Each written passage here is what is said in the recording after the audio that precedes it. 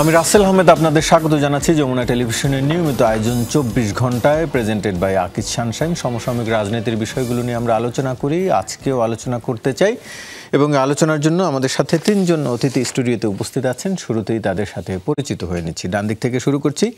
জনাব আজিজুল বারী হেলাল, তথ্য বিষয়ক সম্পাদক বিএনপি, আপনাকে আলোচনায় স্বাগত। রয়েছেন জনাব আবুল হাসান রুবেল, নির্বাহী সমন্বয়কারী, গণসংহতি আন্দোলন, আপনাকে আলোচনায় স্বাগত। এবং রয়েছেন জনাব এহতেশাম হক, যুগ্ম আহ্বায়ক, জাতীয় নাগরিক পার্টি, আপনাকেও আলোচনায় স্বাগত জানাচ্ছি। আলোচনা শুরু করছি। জনাব এহতেশাম হক, একটু আপনাকে দিয়েই, যেহেতু আজকে একটি নতুন কথাও এসছে সেটি নিয়ে একটু জানতে চাই। জাতীয় নাগরিক পার্টির মুখ্য সমন্বয়ক নাসিরউদ্দিন পাটোয়ারি বলেছেন আগামী জাতীয় সংসদ নির্বাচনে 150 আসন পাবে এনসিপি, আর বিএনপি 50 থেকে 100টির বেশি আসন পাবে না। তার মানে আপনারা বুঝে গেছেন যে আপনারা একক সংখ্যাগরিষ্ঠতা পাচ্ছেন না সরকার গঠনের জন্য, তাই তো? 150টা এখানে আমাদের আকাঙ্ক্ষা থাকতেই পারে নতুন দল হিসেবে, এবং আমাদের কাছে তো আসলে কোনো রিসেন্ট তথ্যপত্র নেই। গত যে 3টে ইলেকশন হয়েছে সেটা তো আলটিমেটলি আপনার কোনো প্রাইমারি ডেটা না, যেটার উপর ভিত্তি করে আমরা সার্টেন হতে পারবো যে কে কী পাবে না পাবে। বাট আমাদের দ্যাটস আওয়ার টার্গেট। আমাদের আলটিমেট অ্যাম্বিশন হচ্ছে যে we will want to perform well, আমরা ভালো করব ইনশাআল্লাহ, এবং আমরা সেই লক্ষ্যেই আমরা আলটিমেটলি ক্যাম্পেইন করব। পুরো আমরা গত জুলাইতে আমরা প্রায় পুরো 64টা জেলা যেতে পারিনি, 59টা ডিস্ট্রিক্টে আমরা গিয়েছি এবং আমরা অভূতপূর্ণ সাড়া পেয়েছি। এবং এখানে আপনি যদি দেখেন, আমার কাছে মনে হয় পাবলিক পালস যেটা, মানুষ যদি বৃহত্তম যে রাজনৈতিক দল তাদের উপর যে ধরনের ক্রিটিসিজম এক্সিস্ট করে, চাঁদাবাজি থেকে শুরু করে অন্যান্য অন্তর্কোণ দলে যে যত সংখ্যক বিএনপি কর্মী নিহত হয়েছেন, সেগুলোতে আমরা আশা করছি যে একমাত্র আমরা রিয়েলিস্টিকলি আমাদের 24 দফা প্রেজেন্টেশনের মাধ্যমে, এবং আমরা অবভিয়াসলি 24 জুলাই পরবর্তী একটা নতুন দল আকারে আমরা আশা করি people will support us. So ওই পজিটিভিটি নিয়েই আমরা এগিয়ে যেতে চাই, ক্যাম্পেইন করতে চাই। ক্রিটিসিজম কি আপনাদের উপরে আসছে না এখন মানুষের? কি মানে বিশেষ করে আপনি যে চাঁদাবাজি দখলদারের কথা বলছিলেন, বিশেষ করে বড় দলগুলোকে ইঙ্গিত তো সেটি আসলে করছিলেন নিশ্চয়ই।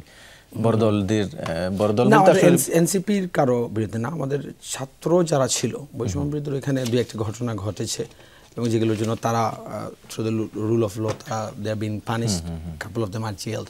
তারা এনসিপির কোনো মেম্বার ছিল না, বা এনসিপির কোনো কেন্দ্রীয় নেতা বা লোকাল নেতা কেউই এখনও কোনো মামলা করে যে আলটিমেটলি প্রমাণিত হয়েছে যে তারা চাঁদাবাজি করেছে, সেটা হয় নাই। যেটা হয়েছে আউট অফ প্রপোর্শন, যে দু একটা ঘটনা ঘটেছে সেগুলোকে দেখা গেছে যে আমি যেটা বলি অন্যায়ভাবে আমাদের উপর টু মাচ স্পটলাইট ফেলা হয়, একটা স্ক্রুটিনির ভেতর আমাদের রাখা হয়। এটা হয়তো আমাদের জন্য ভালো, আমরা চাই যাতে আমাদের কেউ যাতে বিপথে না যায়। অবভিয়াসলি এখানে একটা টেন্ডেন্সি আছে, ক্ষমতার আশপাশে থাকলে বা একটা রাজনৈতিক দলে আপনার সবাই যে পারফেক্ট হবে তা না। তো আমাদের ভেতরে এই বিনয়টা আছে যে আমাদের দলে যেন এই ধরনের কোনো সংস্কৃতি গড়ে না ওঠে যে আমাদের 4-5 হাজার কর্মীকে 6 মাস 8 মাসের ভেতর বহিষ্কার করতে হয়। সো আপনি যদি বড় এক্সাম্পলটা সামনে দেখেন, সে তুলনায় আমাদের এটা আসলে মানে একেবারেই অনুল্লেখযোগ্য, মানে ইউ ক্যান ইভেন মেনশন। এখনো অত বড় সংখ্যক আপনাদের বহিষ্কার করতে হয় না। আমাদের রিক্রুটমেন্ট প্রসেসটা আমরা ওইভাবে করবো। একটা রাজনৈতিক দলের উচিত হচ্ছে যে আমাদের রিক্রুটমেন্ট প্রসেসে বা আমাদের রাজনৈতিক সংস্কৃতিটা এমনভাবে গড়ে তোলা যাতে আমাদের রাজনৈতিক প্ল্যাটফর্মটা ব্যবহার করে যাতে কেউ অন্যায় না করতে পারে। তো আপনি অবভিয়াসলি একটা 45 বছর বয়স ওল্ড একটা দলের সাথে আমাদের 7 মাসের একটা দল কম্পারিজনটা ফেয়ার হয় না। তারপরও আমাদের এই সৎ সাহসটুকু আছে বা এই বিনয়টুকু আছে যে আমরা প্রত্যেকটা অ্যালিগেশন, যদি কোনো অ্যালিগেশন এসে থাকে আমাদের কারো বিরুদ্ধে, সেটা আমরা থরলি ইনভেস্টিগেট করি, এবং আমরা কখনোই আমাদের দলে ওই ধরনের সংস্কৃতি গড়ে উঠতে দেব না। যেহেতু আপনাদের স্বপ্নটা বড় এবং বিএনপি, আপনিও বলছিলেন 45 বছরের পুরনো দল, তারপরও তারা 50 থেকে 100টি আসন পাবে, কিন্তু আপনারা তাদেরকে ছাড়িয়ে 150 আসন পাবেন। নিশ্চয়ই আপনাদের বিশেষ কোনো একটা সেটি কি আসলে? না, আমি আসলে সেই পাওয়াটা আমি অস্বাভাবিক বলছি না, আমি বলছি যে সেটি কি আসলে আপনাদের বিশেষ আকর্ষণটি কি থাকতে পারে বা কি কারণে মানুষ ভোট দেবে বলে মনে করেন? আমাদের কনফিডেন্স। আমরা দেখেন 24-এর যে গণ অভ্যুত্থান হয়েছে, সেটা গণ অভ্যুত্থানটা হয়েছে আলটিমেটলি আমাদের রাজনৈতিক দলগুলোর ফেলিয়ারের কারণে। একদিকে হচ্ছে আওয়ামী লীগ, তারা ফ্যাসিবাদী ব্যবস্থা কায়েম করেছে, অন্যদিকে সব থেকে বড় বৃহত্তম রাজনৈতিক দল আকারে যাদের আওয়ামী লীগকে ট্যাকল করার কথা ছিল, আনফর্চুনেটলি তারা পারেন নাই, যে কারণে ও রাজনৈতিক যে একটা জনগোষ্ঠী তাদেরকে বেরিয়ে আসতে হয়েছে। এবং জনগণের কিন্তু আস্থা এই যে ছাত্র জনতা শ্রমিক যারা ছিল তাদের উপর ছিল। কেন? কারণ যে রাজনৈতিক দল ছিল তার উপর তারা আস্থা রাখতে পারেননি, যে কারণে নিউট্রাল বা ও রাজনৈতিক যে একটা জনগোষ্ঠী চলে আসলো, তারই একটা ট্রান্সফরমেশন হচ্ছে জাতীয় নাগরিক পার্টি। সো আমরা উই আর ফ্রেশ, আমাদের আইডিয়াগুলো ফ্রেশ, এবং আমরা চাই যে আলটিমেটলি জাতির প্রথমত মূল আমাদের স্ট্যান্সটা যদি আপনি দেখেন ঐক্যমত্য কমিশনে, যে আমরা চাচ্ছি যে খেলার নিয়মটা যেন ফেয়ার হয়, এখানে গণতন্ত্রের নামের জন্য আবার লুটেরাতন্ত্র কন্টিনিউ না করে সেটি না হয়, বুঝতে পারছি। জনাব আজিজুল বারী হেলাল, একটু আপনার কাছে জানতে চাই, বাংলাদেশ ইসলামী আন্দোলন এবং জামাত ইসলামের কড়া সমালোচনা করেছেন বিএনপি যুগ্ম মহাসচিব শহীদউদ্দিন চৌধুরী অ্যানি। বলেন, বিগত 17 বছরের ফ্যাসিস্ট বিরোধী কোনো আন্দোলনে ইসলামী আন্দোলনের মানে সফলতা নেই, হাত পাখা বা চরমোনাই পীরের কোনো ভূমিকা ছিল না, বরং স্বৈরাচার শেখ হাসিনার সঙ্গে সখ্য ছিল। এটি এখন বলছেন, কিন্তু আমরা দেখেছি 5 আগস্টের পরেও গেল জানুয়ারিতেও সম্ভবত, জানুয়ারিতে চরমোনাই পীরের সাথে মির্জা ফখরুল ইসলাম আলমগীর দেখা করেছেন, এবং দেখা করার পরে তিনি সামনে নির্বাচন কেন্দ্রিক আলোচনার কথাও তিনি বলছিলেন। মানে এক ধরনের ইঙ্গিত পাওয়া যাচ্ছিল যারা যুগপৎ আন্দোলনে যাচ্ছেন এর বাইরের দলগুলোকেও তারা কাছে পেতে যাচ্ছেন। এখন কি কাছে না পাননি বলে সে খারাপ হয়ে গেল, এরকম কিনা? আসলে কি, বাংলাদেশের রাজনীতির আকাশটা তো আস্তে আস্তে অনিশ্চয়তার দিকে চলে যাচ্ছে। কিছু ইম্যাচিউর এবং ইনফ্যান্টাইল অ্যাটিটিউড, পলিটিক্যাল ইম্যাচিউরিটি এবং ইনফ্যান্টাইল অ্যাটিটিউড থেকে, এবং জামাতে ইসলামী বাংলাদেশ এবং আপনার ইসলামিক আন্দোলনের কথা অ্যানি যেটা বলছে, এটা তো একদিক থেকে সত্য যে বিভিন্ন সময় আওয়ামী লীগকে প্যাট্রোনাইজ করার ব্যাপারে জামাতের ঐতিহাসিক একটা দায়িত্ব রয়েছে। ইসলামী আন্দোলনকে ইঙ্গিত করে ইসলামী আন্দোলন দেখেন, সর্বশেষ যে স্থানীয় নির্বাচন হলো 14 সালেই তো 15 সালে, তখনও কিন্তু তারা শেখ হাসিনার অধীনে নির্বাচনে গিয়েছিল, যখন সমস্ত দল স্থানীয় সরকার সবগুলোতেই তারা নির্বাচনে গেছে, 24 হয়েছে। শেখ হাসিনার সাথে তাদের একটা সখ্যতা ছিল। আর অ্যানি যে কথাটা আসলে বোঝাতে চাইছে সেটা হলো যে দেখেন, এই ডক্টর ইউনূস সরকারের অধীনে নির্বাচন করতে দেওয়া হবে না, তারপরে একটা নতুন তত্ত্বাবধায়ক সরকার করতে হবে। অযথা পিআর পদ্ধতি এনে নির্বাচনকে আনসার্টেনিটিকে নিয়ে চলে গেল। ওপাশে কলকাতায় বসে শেখ হাসিনাও একই কথা বলছে, তাই না? কলকাতায় বসে শেখ হাসিনা একই কথা বলছে যে এই ডক্টর ইউনূস সরকার অধীনে যেন কোনো নির্বাচন অনুষ্ঠিত না হয়, এবং এই অন্তর্বর্তীকালীন সরকার বাদ দিয়ে তত্ত্বাবধায়ক সরকার হয়। এই যে কথাগুলো বলছে শেখ হাসিনা, এই কথার সাথে জামাতের এবং ইসলামিক আন্দোলনের কথা এক হয়ে যাচ্ছে। সেজন্য পলিটিক্যালি রেটোরিক যেটা, এই রেটোরিকগুলো সে ব্যবহার করছে, যে তারা ভণ্ড, অমুক তমুক বলছে। যেমন নাসিরুদ্দিন পাটোয়ারি বলল যে একটা কি কথা বলছে যে বিএনপি সিট পাবে না, ওরা পাবে। তারপরে ও তো এও বলছিল যে এদেশে নির্বাচন হবে না, একদম সুদ শেয়ারের মতো বলছিল যে হবে না, মনে আছে? ওই সময় আমরা বলছিলাম যে এই নাসিরুদ্দিন পাটোয়ারি হলো যে আপনার পলিটিক্যাল আলোচনায় থাকতে চায়, ও একটা বুদ্ধিমান লোক। যে আপনি তো ওদের নিয়ে আলোচনা, এখন তো ওরা অপ্রাসঙ্গিক হয়ে গেছে ওদের বিষয়গুলো, মানে বিশেষ করে রাজনৈতিক অদূরদর্শিতা দেখানোর ফলে একটা অপ্রাসঙ্গিক বিষয় হয়ে গেছে। তারপরে ও এমন এমন কথা বলে যে আপনি টেলিভিশন টক শোতে ওর নিয়ে আলোচনা করতে হচ্ছে, যে ও বলেছে যে নির্বাচন করতে দেব না, আবার বলছে 150 সিট পাবে, নির্বাচন হবে না বলছে না। তো এইসব কথা ইম্পর্টেন্ট কথা, বাংলাদেশের অর্থনৈতিক এবং রাজনৈতিক অনিশ্চয়তা কারণে এখন নির্বাচনটা দরকার।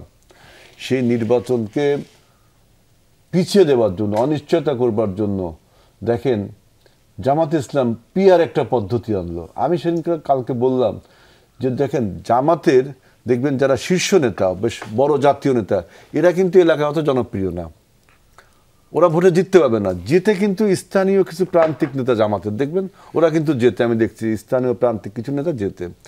এখন পিআর পদ্ধতি ছাড়া ওই জাতীয় নেতারা তো সংসদে যেতে পারবে না, সংসদে যাবে ওদের কর্মী নেতারা যারা। এই জন্য দেখবেন ওরা এমন একটা বাহানা শুরু করেছে যে পিআর পদ্ধতি, তার মানে আমাদের কর্মীদের ভোটটা হাইজ্যাক করে জামাতের আমির, ডেপুটি আমির, মজলিসের শুরার মেম্বার ওরা এমপি হতে চায়। এলাকায় তো তাদের জনপ্রিয়তা নেই, জিতবে তো ওইগুলো। এই জন্য এই নতুন একটা কনসেপ্ট তৈরি করছে। এই কনসেপ্টটা দিয়ে আমি কিন্তু পিআর প্রতি পক্ষে বিপক্ষে বলছি না, এটা একটা বিরাট আলোচনা।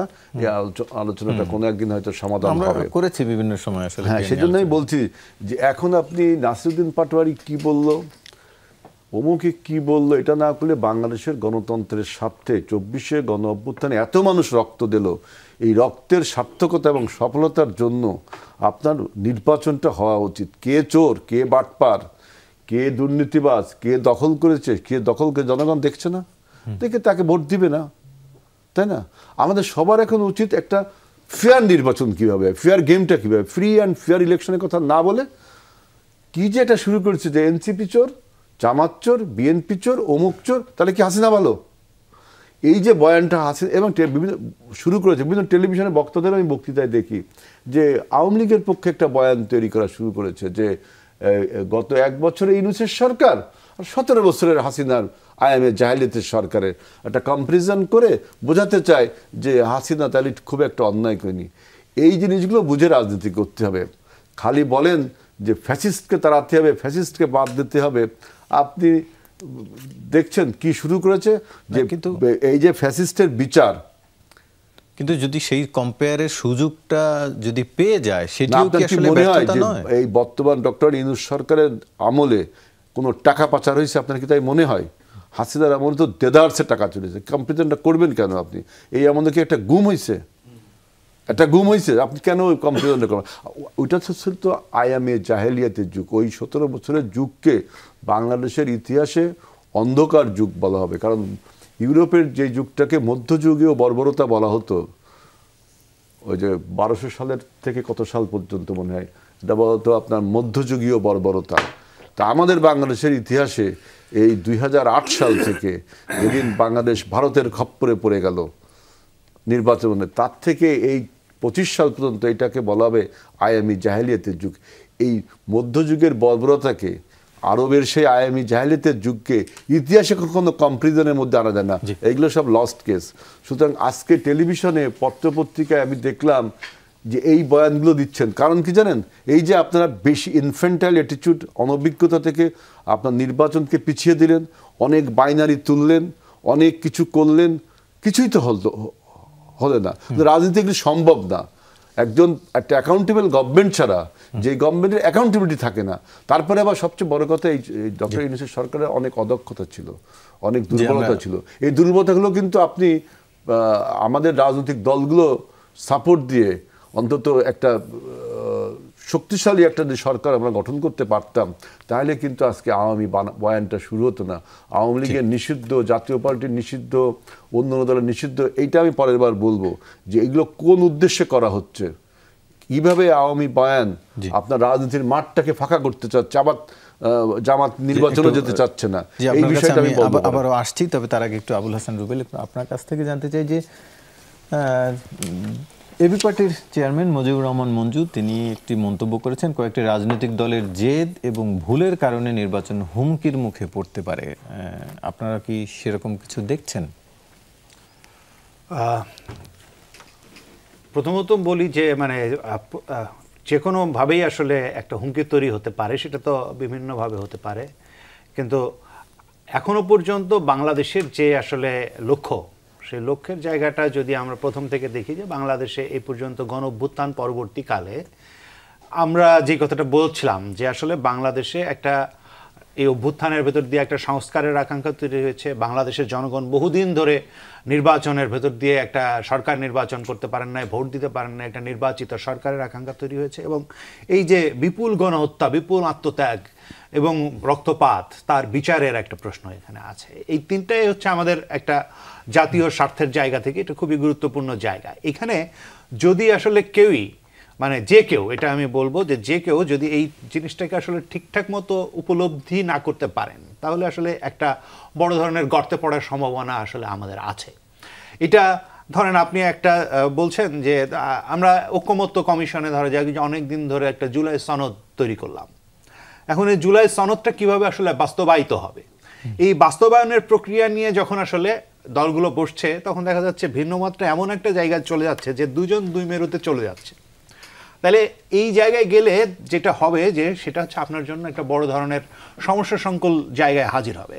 যেমন ইতিমধ্যেই আপনারা দেখেছেন যে ইতিমধ্যে জামায়াত ইসলামী মোটামুটিভাবে রাস্তায় প্রোগ্রাম দিয়ে দিয়েছে, অথচ এখনো ঐক্য কমিশনে আলোচনা চলছে।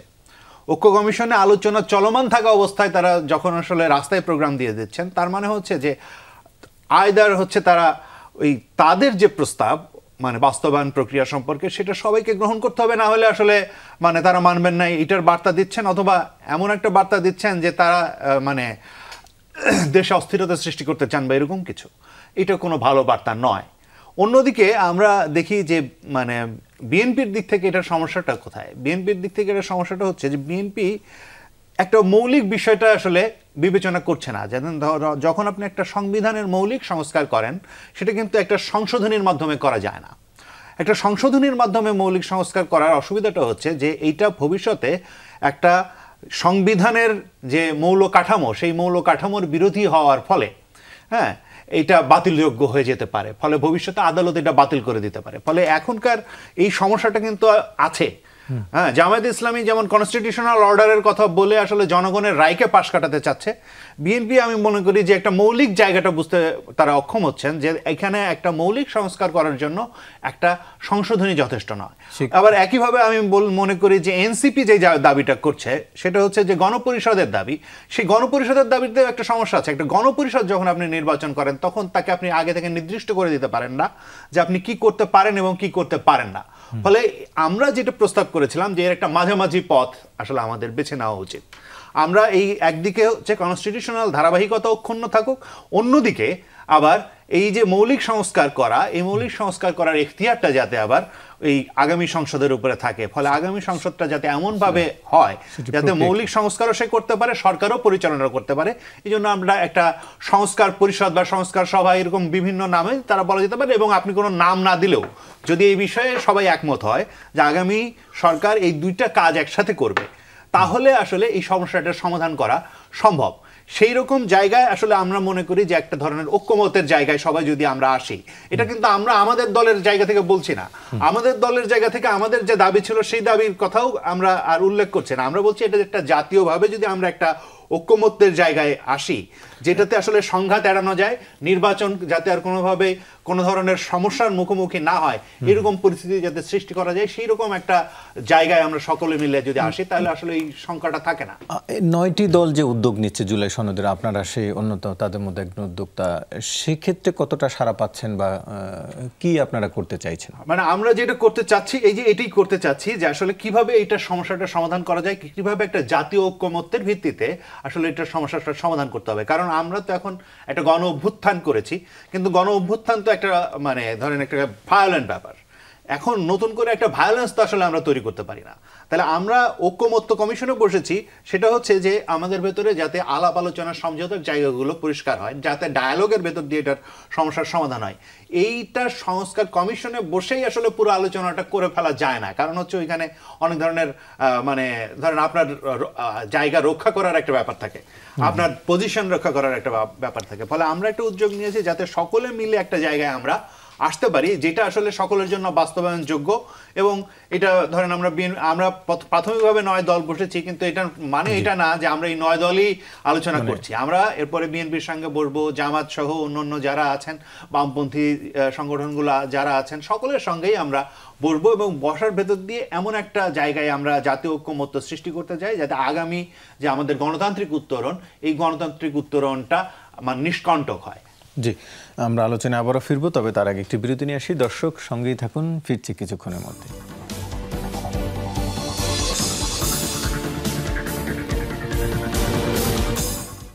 আবারও স্বাগত, দেখছেন 24 ঘন্টা আলোচনায় ফিরছি। জনাব আজিজুল ভাই হেলাল, একটু আপনার কাছ থেকে জানতে চাই, বিএনপির সিনিয়র যুগ্ম মহাসচিব রুহুল কবির রিজভী আহমেদ একটি মন্তব্য করেছেন, 1/11 সময়ের মতো করে বিএনপির বিরুদ্ধে অপপ্রচার চালিয়ে রাজনীতির ময়দান থেকে সরিয়ে দেওয়ার ষড়যন্ত্র হচ্ছে।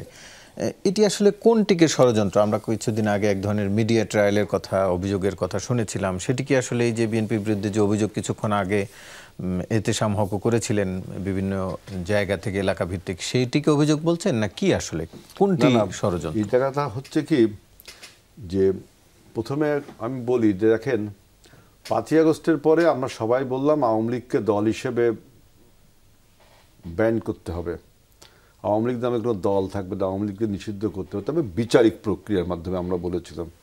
আর সেটা করলো নির্বাহী আদেশে।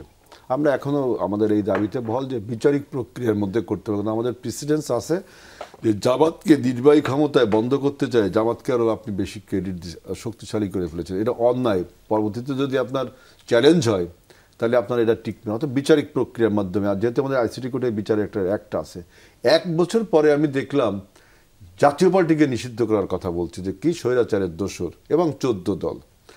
তো আওয়ামী লীগের অধীনে 2024 সালে প্রায় 25টা দলে অংশগ্রহণ করেছিল, সবাই স্বৈরাচারের দোসর। কিন্তু সবাইকে তাহলে ব্যান করতে হয়, আমরাও ব্যানের পক্ষে, তাহলে বিচারিক প্রক্রিয়া।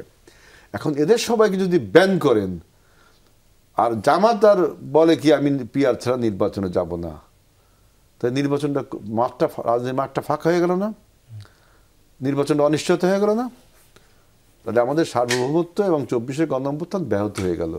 এই যে এটা তো কাইন্ড অফ কনস্পিরেসি। পলিটিক্সে কিন্তু কনস্পিরেসি খুব জনপ্রিয় থিওরি। আপনি কনস্পিরেসি বলে সব কিছু হেসে উড়িয়ে দিতে পারেন না। বিশ্বের সব পলিটিক্সে কনস্পিরেসি এটা জনপ্রিয় থিওরি। এই যে দেখেন যে মাঠটা ফাঁকা করা হচ্ছে, এবার দেখবেন জামাত একটা ইমোশনাল ব্ল্যাকমেইলিং শুরু করেছে জনগণকে। এই যে সারা দেশে হাসিনার মাফিয়ার বিরুদ্ধে মামলা হয়েছে না, এই মামলাগুলো আমরা প্রথম থেকে বলেছি রাষ্ট্রের করা উচিত ছিল, পুলিশ বাদী হবে সেখানে পুলিশ আহ্বান জানায় জনগণকে, এই যে জামাত, বিএনপি, এনসিপি, আরো যে বামপন্থী রাজনীতি, যে আপনারা বাদী হন।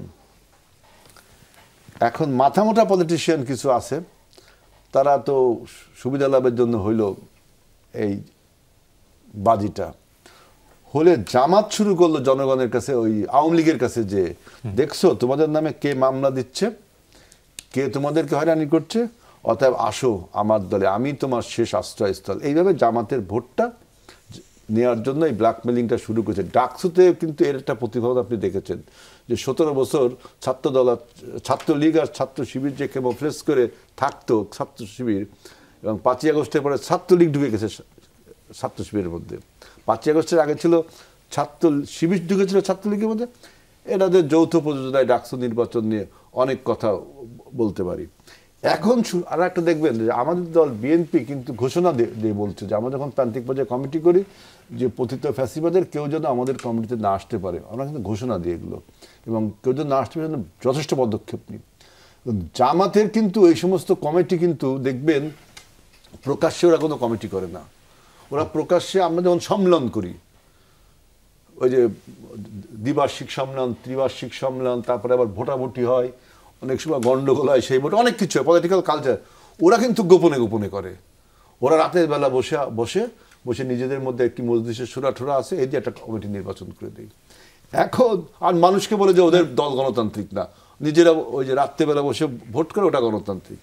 এখন ওদেরা করছে কি, এই প্রান্তিক অঞ্চলে ফর্ম বিক্রি শুরু করেছে। আওয়ামী লীগের যে সমস্ত কর্মী, আপনাদের তো কাউন্সিল হয় না অনেক দিন, আপনি এটার সাথে ওটাতে রিজেম্বল করতে পারেন না। আমি বলছি যে জামাত কি ব্ল্যাকমেলিংটা মানুষকে করছে।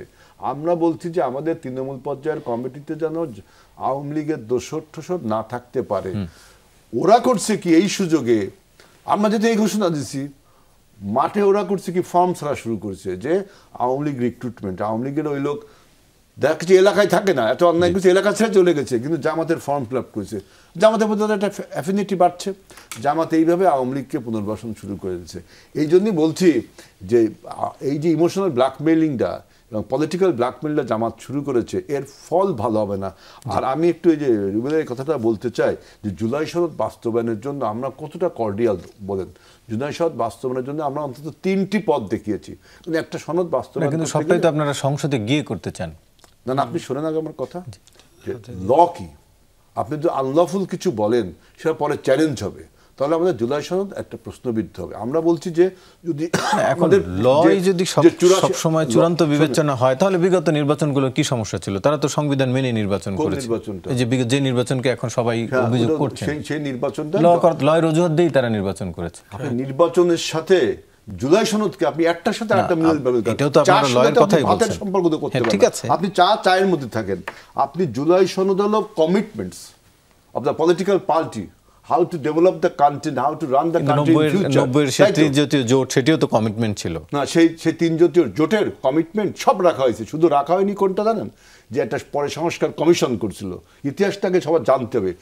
তিন জাতীয় জোটের রূপরেখা ছিল যে এরশাদের কাছ থেকে ক্ষমতা যাবে মওদুদের কাছে, মওদুদ সেই ক্ষমতা দেবে বিচারপতি শাহাবুদ্দিন কাছে, শাহাবুদ্দিন নির্বাচনটা দিয়ে তিনি আবার তার শপথে ফিরে যাবে, আর মুক্তিযুদ্ধের চেতনায় দেশ হবে, তত্ত্বাবধায়ক একটা এইটা ছিল। এরপরে আলো রেডিও টেলিভিশনের স্বায়ত্তশাসন এইটা ছিল। এইটা ছাড়া রেডিও টেলিভিশন স্বায়ত্তশাসন ছাড়া আর সবই মানা হয়েছিল।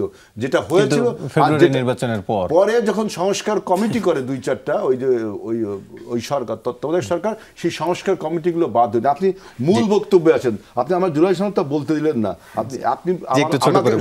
আপনি যদি আমাকে বিএনপিকে আন্ডারমাইন করে, আমি বলি বিএনপিকে আন্ডারমাইন করে দেশের স্বাধীনতা সার্বভৌমত্ব রক্ষা করতে পারবেন না।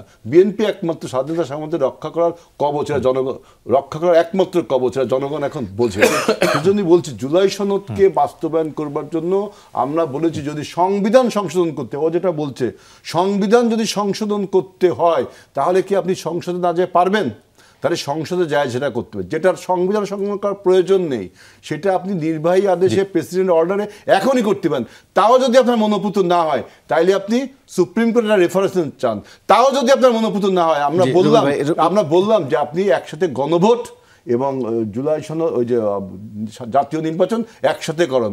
তাইলে হবে কি পলিটিক্সটা ফলো করেন। বিএনপি কি বলেছে? জুলাই সনদ বাস্তবায়নে যদি আপনাদের আস্থা বিশ্বাসের অভাব হয় তাইলে আপনারা গণভোট এবং জাতীয় নির্বাচন একসাথে করেন, তখন কি হবে যে যারা জিতবে তারা তো আপনার এই জুলাই সনদ কমিটমেন্ট করতে বাধ্য। যারা সংসদে থাকবে তারা যেহেতু গণভোটে যদি রায় আসে তখন সেটাও তারা আপনার বাধ্য থাকবে। কাছ থেকে এই প্রসঙ্গে আমি একটু জানতে চাই যে এই যে আইনের কথা বলছেন যে সাংবিধানিকভাবে তো আসলে এখন সংবিধান সংস্কার করার সুযোগ নেই, সংস্কার বা সংশোধন বা যেই প্রক্রিয়ায় যায় না কেন সংবিধানে হাত দেওয়ারই সুযোগ নেই, তাহলে কি আপনারা যে প্রপোজাল দিচ্ছেন সেটা কি আইনসম্মত হবে? হ্যাঁ, আইনসম্মত হবে। আমি বলছি যে প্রথমত হচ্ছে যে উনি যেটা বলছেন সেটার ভেতরে একটা সমাধান আছে, কিন্তু সমাধানটা ধরেন আগামী এই যে গণভোটে যেতে হলেও কিন্তু আপনার একটা অর্ডার লাগবে। মানে এই যে আপনি যে লিগ্যাল ফ্রেমওয়ার্ক একটা লাগবে যে আপনি এই সনদটা বাস্তবায়ন করার জন্য গণভোটে যেতে পারেন। এটা আদালতের ভেতর দিয়ে আসতে পারে এবং সরকার সেটাকে একটা অধ্যাদেশে পরিণত করতে পারে, সেটা আসতে পারে। আমি বলছি না যে এটা কোনো অগ্রহণযোগ্য বিষয়, কিন্তু এখনো পর্যন্ত আমি তো ছিলাম যতটুক্ষণ, এটা এখনো পর্যন্ত পরিষ্কারভাবে আসলে সামনে আসে নাই যে আসলে কিভাবে এটা হবে। হ্যাঁ, ফলে এটা যদি আসে দ্যাটস গুড, আমাদের কোনো অসুবিধা নেই। যদি আমরা সমাধানের জায়গা পাই, আমরা জায়গা ধরে রাখার জন্য মারামারি করতে রাজি না। আমরা চাই যে দেশের সমস্যার সমাধান হোক। তাহলে এই জায়গাটা দরকার হবে। ধরেন, আর আমরা যেটা বলছি সেটা হচ্ছে যে একটা ধরেন একটা মৌলিক সংস্কার করে প্রপোজালটা তো বোধহয় ঐকমত্য কমিশনের এখন যে তারা এই প্রপোজাল দিতে যাচ্ছে গণভোট জাতীয় নির্বাচনের সাথে গণভোট আছে তাদের প্রপোজালে। এখন গণভোট কেউ চাচ্ছেন যে গণভোটটা আগে হয়ে যাক। গণভোটটা আগে হয়ে যাওয়া নিয়ে ধরা যাক যে একটা অংশ করছেন, সেটা নিয়েও একটা টানাপোড়েন আছে। আবার আরেকটা অংশ আছে যে এটা কিভাবে হবে।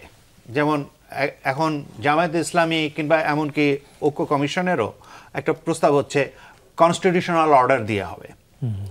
কিন্তু কনস্টিটিউশনাল অর্ডার যদি দিতে হয় সেক্ষেত্রে আসলে আপনি যে পিপলের যে সভরেনিটি জনগণের যে সার্বভৌমত্ব তার আইন খর্ব করেন কিনা সেটা নিয়ে যথেষ্ট প্রশ্ন থাকে।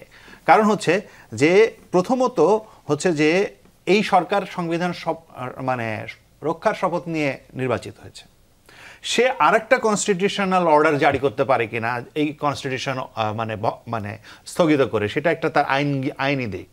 এই আইনি দিকে এটা পারে কিনা এটা হচ্ছে একটা প্রশ্ন। দ্বিতীয় প্রশ্ন হচ্ছে যে আপনি একটা যে কোনো পিপলের কনস্টিটিউয়েন্ট পাওয়ার যেটাকে বলে সেটা শেষ পর্যন্ত থাকে হচ্ছে পিপলের হাতে, এবং পিপলের এইটা একটা মানে লফুল বা লিগ্যাল ওয়েতে আসলে আপনি এটা যদি বাস্তবায়ন না করেন তাহলে ভবিষ্যতে সমস্যা হতে পারে।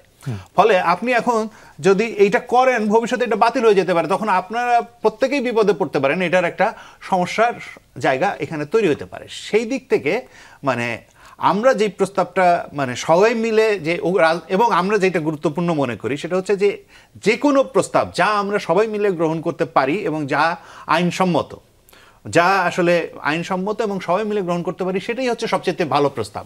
এখানে আমারটা সবচেয়ে আইডিয়াল ছিল এই কথা বলে কোনো লাভ নাই, কারণ হচ্ছে আমরা বর্তমানে যেভাবে চলছি সেটা হচ্ছে আসলে মূল ভিত্তি হচ্ছে এই গণঅভ্যুত্থানকারী শক্তিগুলোর ঐক্যমত্য, এবং এইটাকে ভাঙাটা হচ্ছে এটা হচ্ছে কফিনে পেরেক ঠোকা, সেটা হচ্ছে আমাদের কাছে প্রধান কনসার্ন।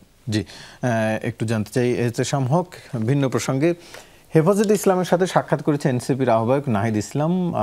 আমরা এর আগে দেখেছি হেফাজতের সমর্থন আদায়ের চেষ্টা করেছিল আওয়ামী লীগ, তার পুরো আমল জুড়েই চেষ্টা করেছে, শেষের দিকে বোধহয় কিছুটা সফলও হয়েছিল।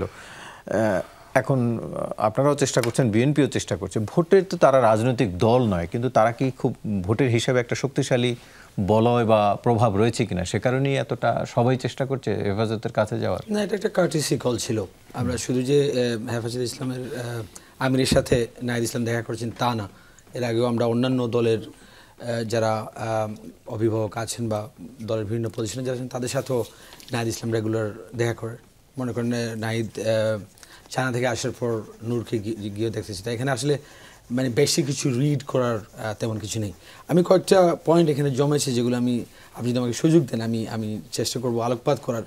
হেলাল ভাই অনেক সময় বলেছেন যেমন জাতীয় পার্টির যে ব্যাপারটা, আমি প্রথম থেকেই খেয়াল করেছি যে আলটিমেটলি বিএনপি কখনোই স্পষ্ট করে ওই দাবি নিয়ে নামেনি, ইভেন আওয়ামী লীগ ব্যানের ব্যাপারে। এটা আলটিমেটলি আমাদেরই হাসনাতের উদ্যোগ এবং এনসিপির সাপোর্ট এবং অন্যান্য ফ্যাসিবাদ বিরোধী যত দলগুলো ছিল তাদের উদ্যোগেই পরে এই সিদ্ধান্তটা এসেছে।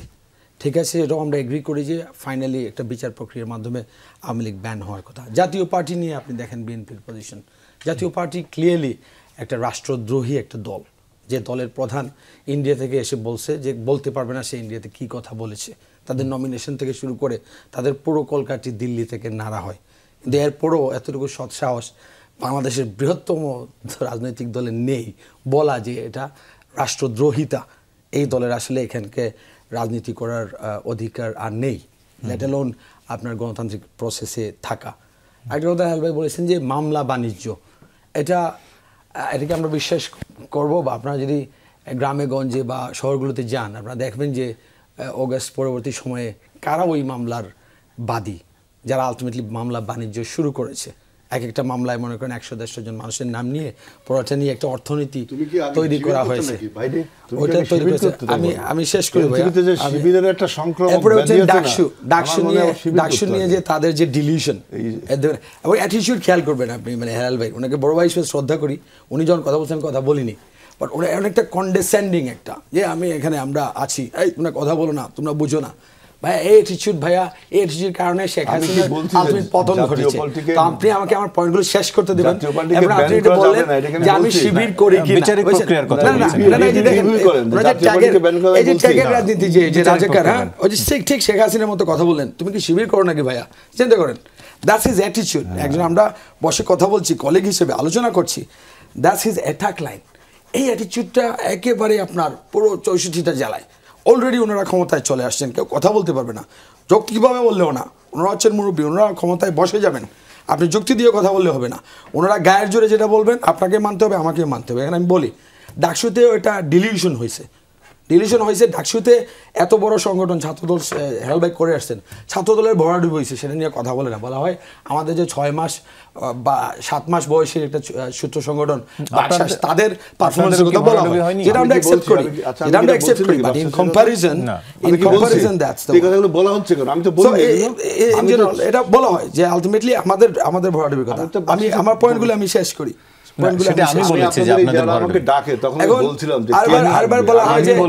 গণতান্ত্রিক না, আবার গণতন্ত্রের কথা উঠে আসছে, যেমন ভাই ওটা বলছিলেন যে আলটিমেটলি আপনি ওটা প্রশ্ন করছিলেন, উনি ওই প্রশ্নের উত্তর নেই।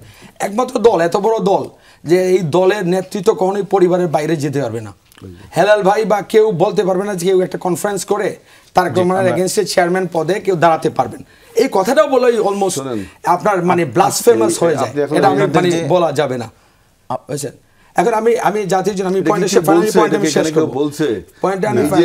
করব যে আলটিমেটলি জাতির জন্য আমাদের ইলেকশন তো বেশি দূরে না, ইলেকশনে আমার জাতির জন্য কি প্ল্যানটা বিএনপি তুলে ধরুক, অন্যান্য দল যারা আছে তুলে ধরবে, সেটার জন্য যথেষ্ট সময় আছে। একটা एग्जांपल দিয়ে আমি শেষ করব।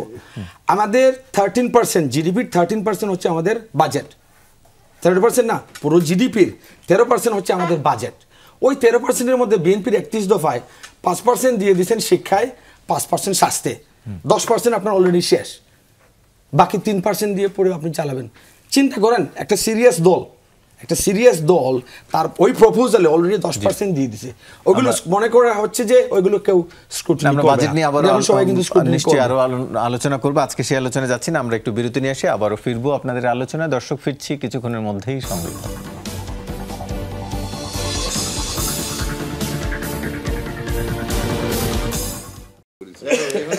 আবারও স্বাগত, দেখছেন 24 ঘন্টা আলোচনায় ফিরছি। জনাব আবুল হাসান রুবেল, একটু আপনার কাছ থেকে জানতে চাই যে পিয়ার সহ কয়েকটি জামাতের নেতৃত্বে কয়েকটি দল এখন রাজপথে রয়েছে এবং একদিকে আবার নির্বাচনের আলোচনাও চলছে। আপনি আসলে কোনো ধরনের অনিশ্চয়তা দেখেন কিনা নির্বাচন কেন্দ্রিক এই ইস্যুটিকে নিয়ে? জামাত যদি নির্বাচনে না আসে শেষ পর্যন্ত, সেটি নির্বাচন অনিশ্চয়তার মধ্যে পড়বে কিনা, কিংবা জামাতকে আদৌ আসলে নির্বাচন বয়কট করতে পারে? যদি ফ্র্যাঙ্কলি বলি যে সম্ভবত সবচেয়ে আগে জামায়াত ইসলামী মানে সব জায়গায় প্রার্থী ডিক্লেয়ার করে দিয়েছে, ফলে জামায়াত ইসলামী আন্দোলনে আছে কিন্তু নির্বাচনে আসবে না এরকম আশঙ্কা আমি করি না, বরং আসলে এটা তাদের একটা নিজেদের পক্ষে আসলে রাজনৈতিক মতামত তৈরি করার একটা কৌশল হিসাবে আমি এটাকে প্রধানত দেখি। এবং এই যে যেই জায়গাটা আছে ধরেন মানে পিয়ার নিয়ে, আসলে পিয়ার মানে হচ্ছে আসলে প্রফেশনাল রিপ্রেজেন্টেশন, যেটা আসলে জুলাই সনদের কোনো আলোচ্য বিষয়ই ছিল না। পিয়ার মানে হচ্ছে নিম্ন কক্ষে পিয়ারটা জুলাই সনদের কোনো আলোচনার বিষয় ছিল না, মানে এখানে সংস্কার কমিশনও সেই প্রস্তাব করেনি, আলোচনা হয় নাই। এবং বেশিরভাগ মানে এটা কেন আলোচনা হয় নাই বা কেন আসে নাই সেটা আমি যখন খোঁজ নিতে গিয়েছিলাম তখন আসলে আমি জেনেছি যে মোটামুটিভাবে 8% মানুষ আসলে এটার পক্ষে মত দিয়েছিলেন যখন এটা প্রাথমিক অনুসন্ধান হয়। হ্যাঁ, ফলে 92% লোক যেহেতু এটার পক্ষে মত দেননি, ফলে আসলে এটা সংস্কার কমিশন এটা আলোচ্য বিষয় হিসাবে খুব অর্দি মনে করেন নাই, মানে ফলে এটা আলোচনার ভেতরেই আসে নাই। এই সংকটটা কি প্রধান উপদেষ্টার এখন যে সফর, যেখানে আমরা দেখলাম বিএনপি, জামায়াত, এনসিপির প্রতিনিধিরা রয়েছেন, এইখানে কি এবং সেটি উচ্চ পর্যায়ের, সেইখানে সমাধান হতে পারে বা আলোচনার মাধ্যমে মনে করেন? যদি হয়তো ভালো, আমরা তো যে কোনো সমঝোতা স্বাগত জানাই, আমরা নিজেরাও এই জন্য চেষ্টা করছি যে একটা আলাপ আলোচনা, কারণ এই মুহূর্তে মানে আমি কয়েকটা জিনিস বলতে চাই যে ধরেন আমাদের আজকের আলোচনা হয়তো একটু তপ্ত হয়ে গেছে। হ্যাঁ, এই ধরনের জায়গাগুলোকে আমরা যদি একটা গণতান্ত্রিক মানে ইয়ের জায়গা তৈরি করি তাহলে আসলে আমাদের ল্যাঙ্গুয়েজ যেমন গুরুত্বপূর্ণ, অ্যাটিটিউডও গুরুত্বপূর্ণ, আমরা কিভাবে একজন আরেকজনের সাথে আর্গু করতেছি সেটাও একটা গুরুত্বপূর্ণ। ধরেন এইটা আমরা আসলে এইটা ছেড়ে আসাটাও কঠিন, কারণ হচ্ছে বহু বছর ধরে বাংলাদেশে এমন একটা রাজনীতি চলছে, বিশেষত মানে গত 17 বছর ধরে তো বটেই, বা 15-17 বছর ধরে তো বটেই, যেটা আসলে নিশ্চিহ্ন করার রাজনীতি, প্রতিপক্ষকে নিশ্চিহ্ন করে ফেলার রাজনীতি, এবং সেক্ষেত্রে শত্রু মিত্র ভেদ, মানে রাজনীতি মানে শত্রু এবং মিত্র, এর বাইরে কিছু নাই। মানে রাজনীতি যে আসলে আপনার আমার যারা মানে এখানে আছেন যারা, তারা আমার আসলে রাজনৈতিক প্রতিপক্ষ হতে পারেন কিন্তু কেউই আমার শত্রু না। হ্যাঁ, এবং আমরা সকলে মিলেই আবার একটা আলাপ আলোচনা সমঝোতার ভেতর দিয়ে এক জায়গায় আসতে পারি। এই অ্যাটিটিউডটা আসলে আমাদের সকলেরই একটা গণতান্ত্রিক সংস্কৃতির চর্চা আছে। মানে আমি ওই যে বলতেছিলাম যে এই ধরেন আমরা জুলাই সনদের কথা বলতেছি, জুলাই সনদ আপনি যত ভালো করেন, যদি আপনি সংস্কৃতি পাল্টাতে না পারেন, আপনার মানে রাজনৈতিক সংস্কৃতি না পাল্টাতে পারেন, তাহলে এটা আসলে নতুন কিছু জায়গায় আপনাদের নিয়ে যাবে না। যে আমরা একটু যেতে চাই এহতেশাম হক, একটু আপনার কাছে জানতে চাই নাসিরউদ্দিন পাটোয়ারির আরেকটি মন্তব্যকে কেন্দ্র করে আপনার মন্তব্য একটু জানতে চাই। আমরা আজকে বলেছি, তিনি বলেছেন, আমরা আজকে বলেছি শাপলা সাদা শাপলা লাল শাপলা চেয়েছে, এই সিদ্ধান্ত থেকে সরছি না, 3টি প্রতীকের মাধ্যমেই নিবন্ধন হতে হবে, এর ব্যত্যয় হবে না, ইসি না মানলে কিভাবে আদায় করতে হয় তা আমরা জানি। এই বাক্যগুলা কি শুনতে কিছুটা গণতান্ত্রিক শোনা যায় নাকি একটু স্বৈরাচারী শোনা যায়? আনফর্চুনেটলি মানে এই ধরনের ভাষার মাধ্যমে আমাদের যে স্পিরিটটা প্রেজেন্ট করা হয় আর কি, আমরা ক্যাম্পেইন করব, আমাদের যেটা যৌক্তিক দাবি, আমরা এই একটা গণতান্ত্রিক রাষ্ট্রে আমরা একটা দল রেজিস্ট্রেশন করছি, আমরা একটা প্রতীক আমরা চাচ্ছি, যে প্রতীকের সাথে সিমিলারলি আপনার যে ন্যাশনাল এমব্লেম যেটা আছে সেখানে ধানের শীষ যদি হতে পারে একটা বড় রাজনৈতিক দলের প্রতীক, শাপলা কেন হতে পারবে না? এই যুক্তি যেহেতু আমরা যখন দেখবো আমাদের সাথে অন্যায় করা হচ্ছে, স্বাভাবিক আমাদের ভাষায়ও আমাদের ওই ক্ষোভটা উঠে আসবে। তো নাসিরের কথার ভেতর ওই ক্ষোভটারই বহিঃপ্রকাশ।